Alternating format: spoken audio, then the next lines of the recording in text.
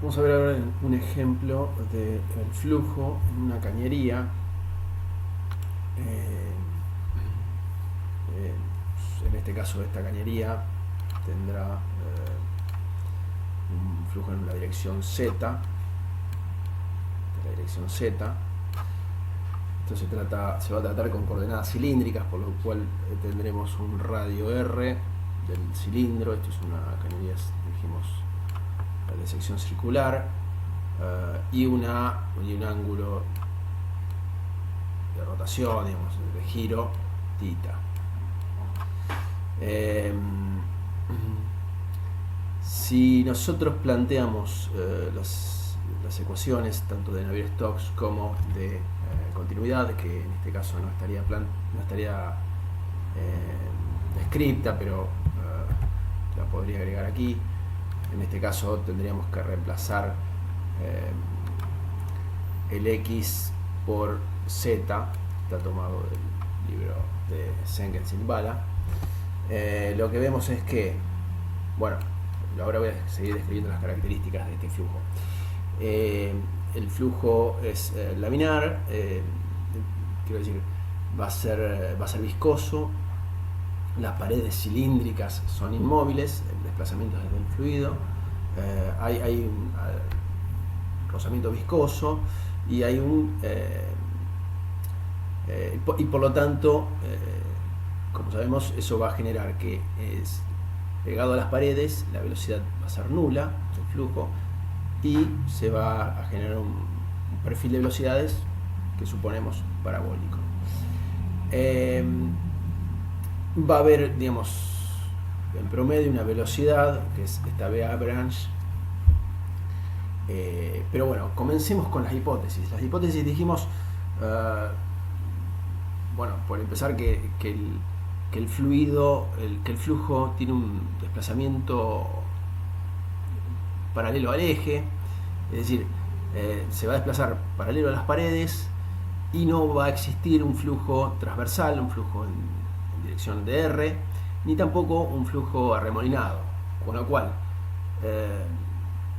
los componentes de la velocidad en dirección de R o de W, de tita, son nulas, como dice acá. La única componente que existirá es la componente paralela al eje principal, al eje Z. Pero de acuerdo a la ecuación de continuidad, vemos que también, si presuponemos que ese gradiente es fijo, es la variación de velocidad en el eje Z para un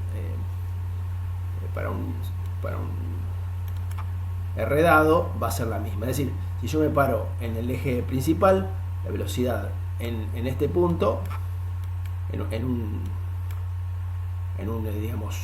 Z determinado, la velocidad U en ese Z va a ser la misma que la velocidad U que voy a tener aguas abajo en otro Z. Es decir, no va a existir un gradiente de velocidades en Z. Sí existirá un gradiente de velocidades en R en todo caso.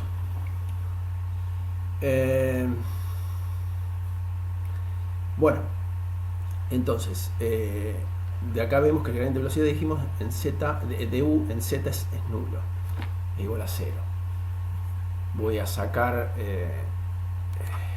esta ecuación que molesta, lo voy a borrar un poco. Bueno, entonces, si aplicamos Navier-Stokes y vemos descripta todos los componentes de Navier-Stokes para coordenadas cilíndricas, vemos que van a aparecer varios factores. Uno de ellos es el aporte transiente de la velocidad. Podemos suponer que este es un flujo estacionario, por lo tanto podemos despreciar tranquilamente el aporte de flujo impermanente, la variación de la velocidad en el tiempo.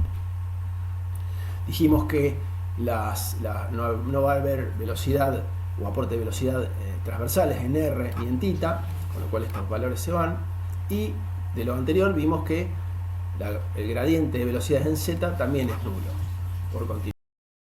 Entonces, del otro lado de la igualdad, lo que vamos a tener es que si despreciamos los efectos gravitatorios, digamos, el efecto que pueda producir la gravedad en el campo de fluidos, y tenemos sí en cuenta el efecto del gradiente de presiones, vemos que en el término afectado por mu, tanto el gradiente, la derivada segunda de u respecto de phi y respecto de z van a ser despreciables, pero no así el efecto del gradiente de velocidad respecto de r, que acá es visible y existe. Entonces, ¿qué nos va a quedar en definitiva? Que ese término mu por 1 sobre r por la derivada, la derivada respecto de r por la derivada de u respecto de r, es igual al gradiente de presiones, que eso es básicamente, si lo consideramos constante, una constante. Lo que hice no es ni más ni menos que aplicar los pasos que propone el libro en la figura 950. Figura 950, el libro de Sengel. Y fíjense, lo primero que hice fue analizar el problema desde el punto de vista geométrico. Luego, en función de las suposiciones y aproximaciones, comienzo con la simplificación del problema. Por supuesto, además, aplicando las condiciones de frontera. Y es importante reducir tanto la ecuación reducir o acotar la ecuación de continuidad como la de Navier-Stokes, que es la que nos sirve después para definir, por ejemplo, el modelo de campo de velocidades. Y a partir de ello sí realizo la integración, y por último sí para poder terminar de definir los términos, las condiciones de frontera.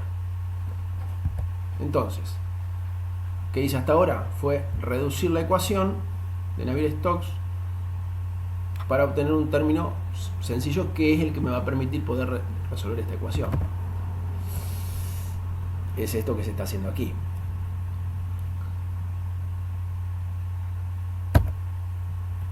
Con ello, si quiero obtener la velocidad en función de r, lo que voy a hacer es integrar, y de esa integración obtendré una función que será, por supuesto aplicando las condiciones de contorno, será de estas características.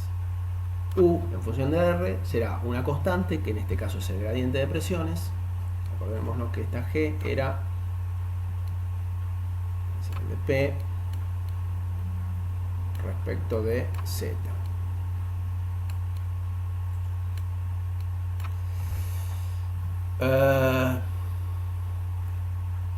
Bueno, acá dice integrando para obtener el caudal y la fuerza de corte. Lo que obtenemos son caudal, digamos, el caudal lo integraré a lo largo de todo el radio, lo integraré, mejor dicho, a lo largo de toda la superficie transversal, y la fuerza viscosa lo voy a hacer a lo largo de la superficie lateral, la superficie cilíndrica que rodea al flujo. Es decir, en toda esta superficie lateral de cilíndrica voy a integrar las fuerzas viscosas, y esa superficie será la sección, la circunferencia interna del flujo, interna del conducto, por el área, por la longitud del conducto, por L.